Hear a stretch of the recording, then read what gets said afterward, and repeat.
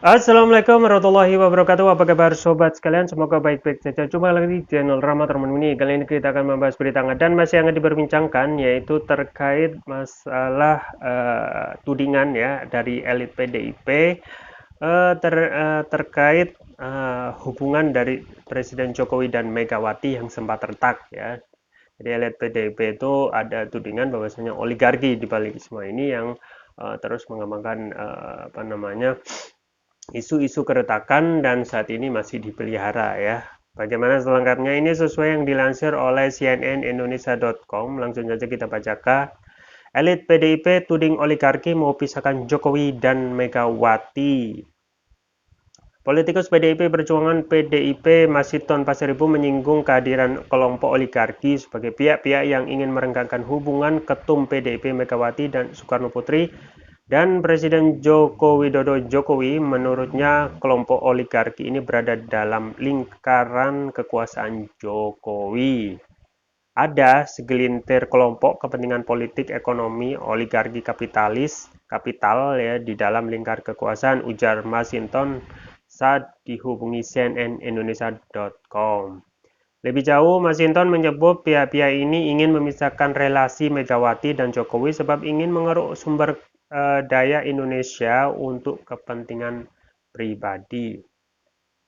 Terlebih, menurutnya mereka juga berusaha mendompleng dan mendikte arah pemerintahan Presiden Jokowi.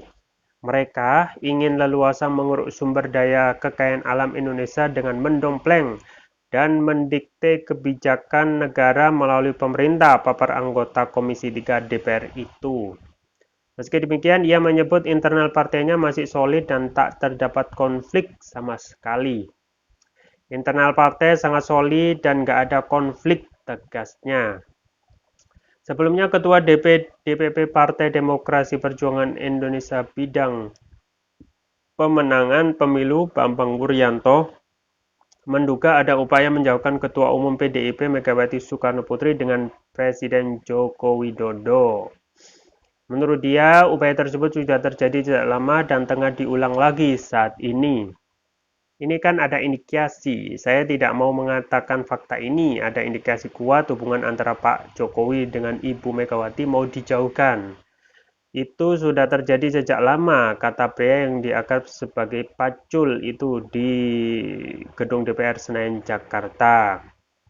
Sebab diketahui Megawati dan Puan Maharani tidak hadir dalam acara pernikahan, baik akad nikah maupun resepsi Ketua Mahkamah Konstitusi Usman Anwar dan adik Jokowi Idayati.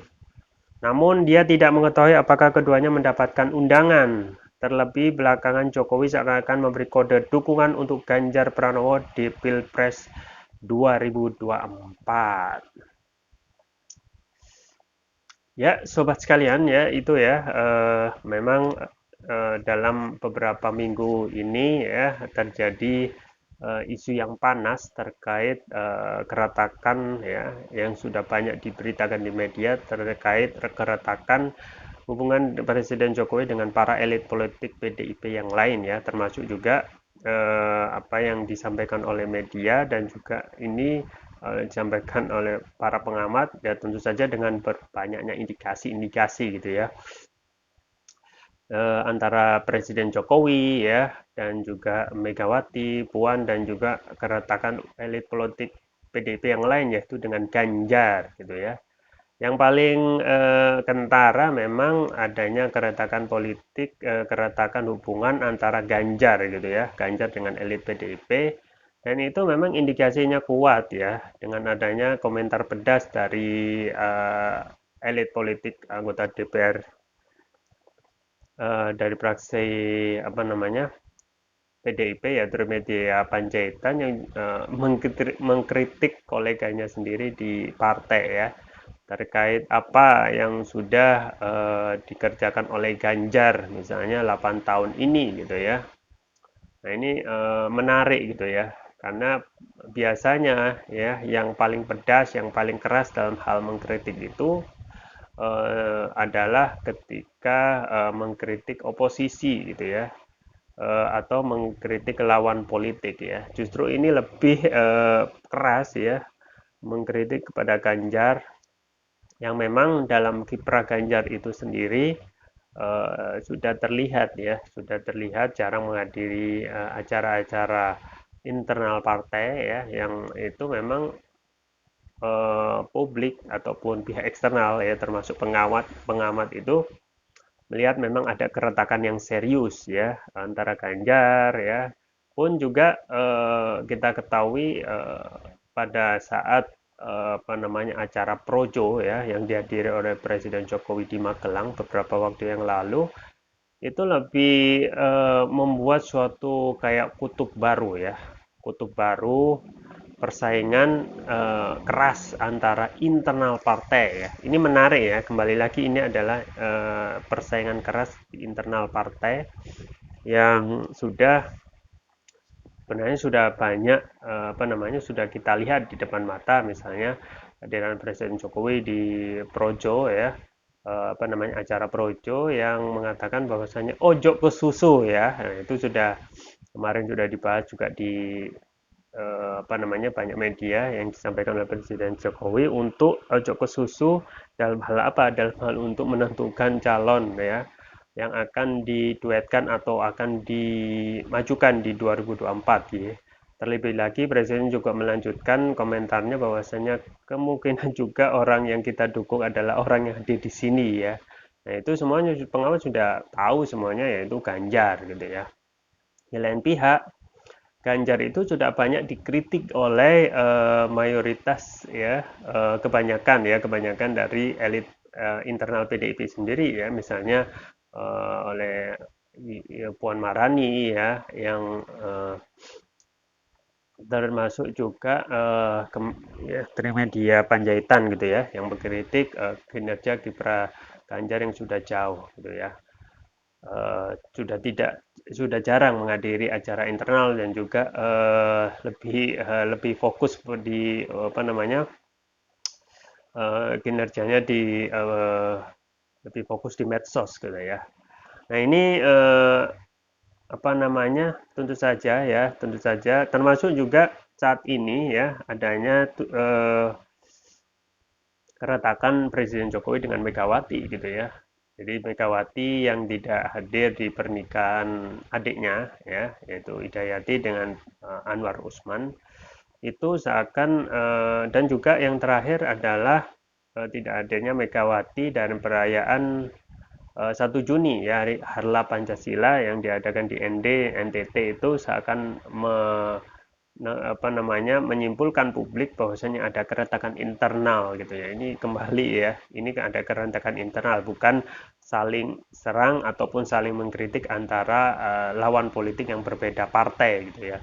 Nah ini pertama ya, dan juga ada tudingan dari politikus PDIP sendiri Mas Hinton bahwasanya ini adalah ulah oligarki gitu ya, ulah kelompok oligarki yang ingin memisahkan gitu ya, antara Presiden Jokowi dan Ibu Megawati gitu ya.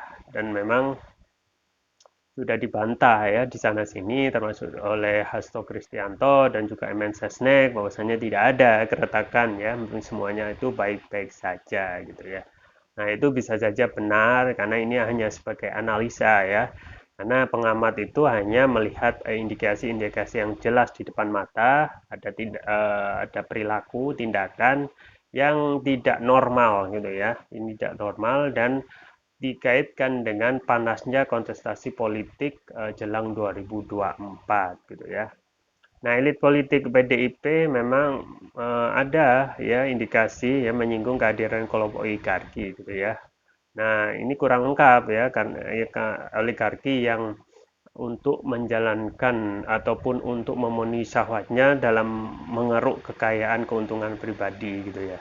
Nah, memang sebenarnya juga harus dikritik juga gitu ya peran oligarki yang masih eh, dipelihara gitu ya ataupun diberikan ruang ya melalui kemudahan undang-undang gitu ya. Nah, ini seharusnya yang menjadi fokus kritik kita yang beberapa undang-undang yang dibuat itu seakan memuluskan ya, memberikan karpet merah kepada oligarki. Nah, ini seharusnya yang harus dikritik ya, tidak selalu terkait keretakan, tetapi keberadaan oligarki itu sendiri gitu ya.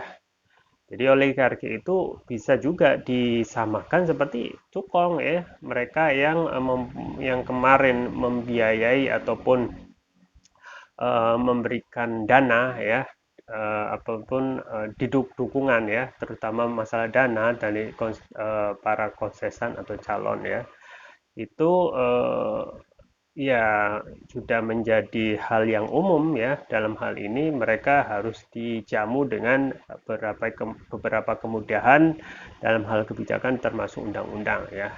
Kita lihat undang-undang Omnibus Law ya, yang memberi karpet merah kepada para oligark ya.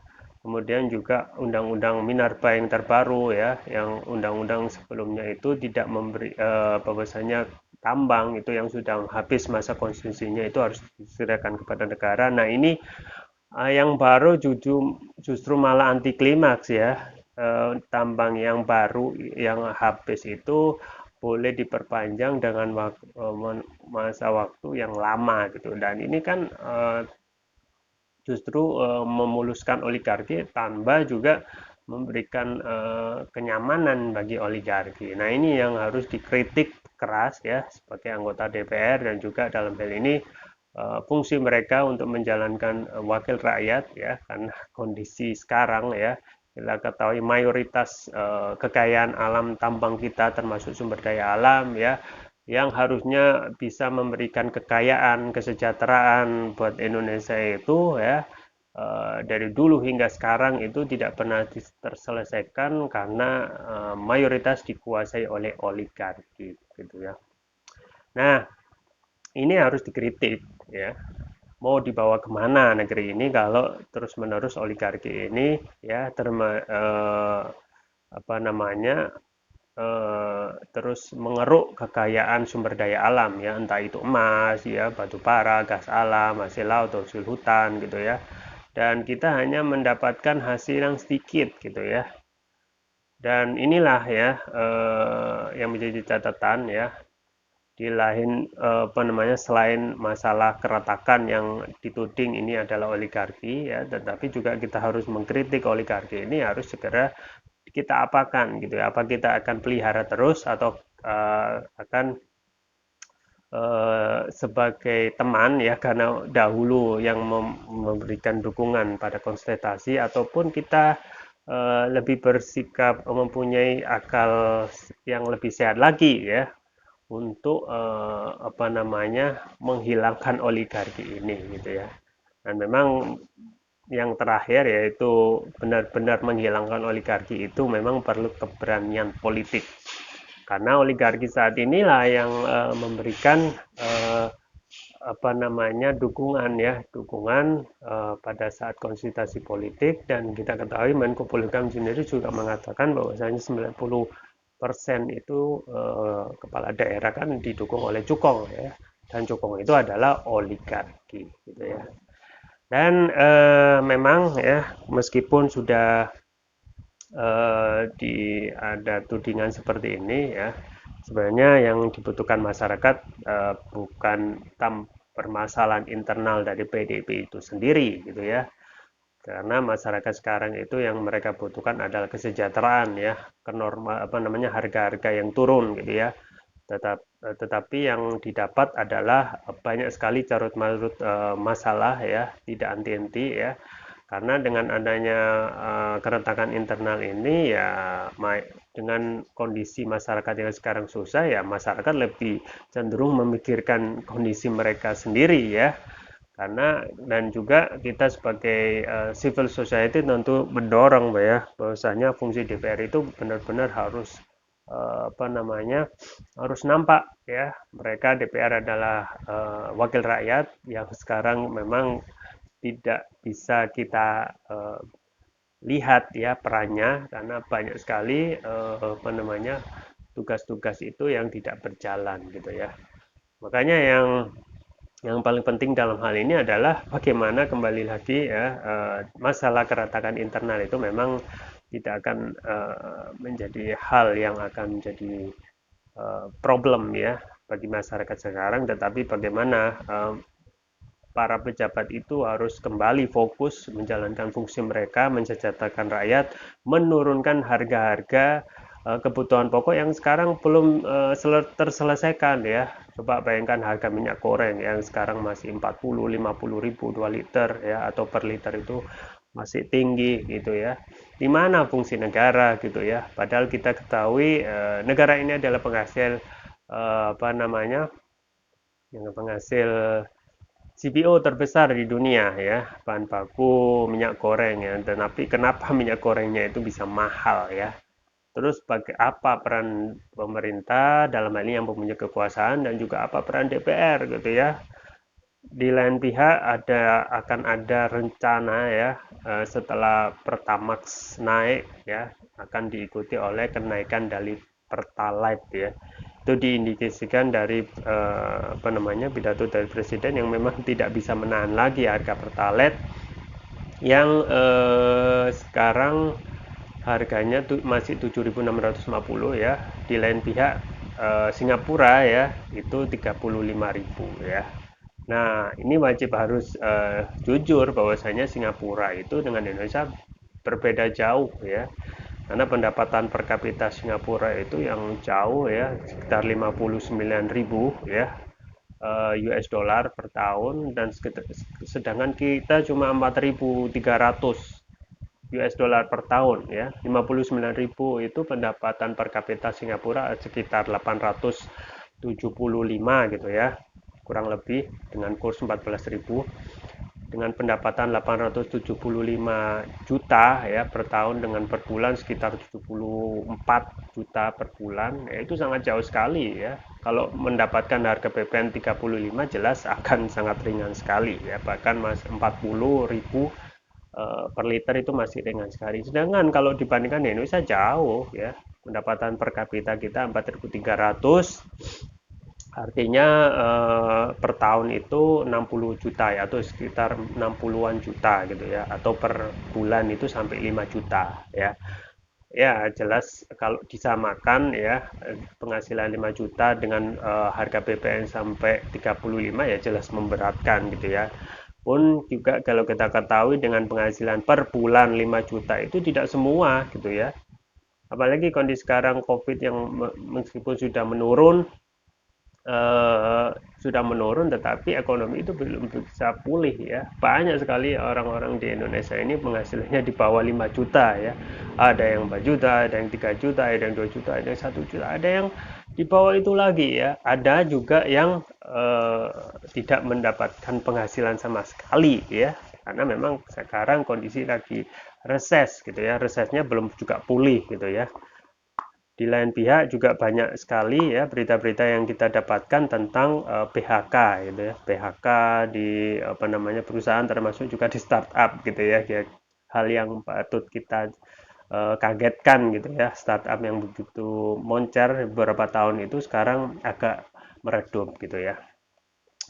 Ya, kita tunggu saja ya terkait tudingan ya, tudingan oligarki yang mau memisahkan Jokowi Widodo, itu bisa benar, itu bisa salah. Tergantung apa namanya yang menjadi poin ataupun keinginan rakyat. Tentu saja bukan masalah itu, tetapi lebih kepada bagaimana bisa mensejahterakan kehidupan mereka dengan menurunkan harga-harga. Itu yang bisa saya sampaikan, semoga bermanfaat. Jangan lupa like, share, dan subscribe. Sampai jumpa lagi. Wassalamualaikum warahmatullahi wabarakatuh.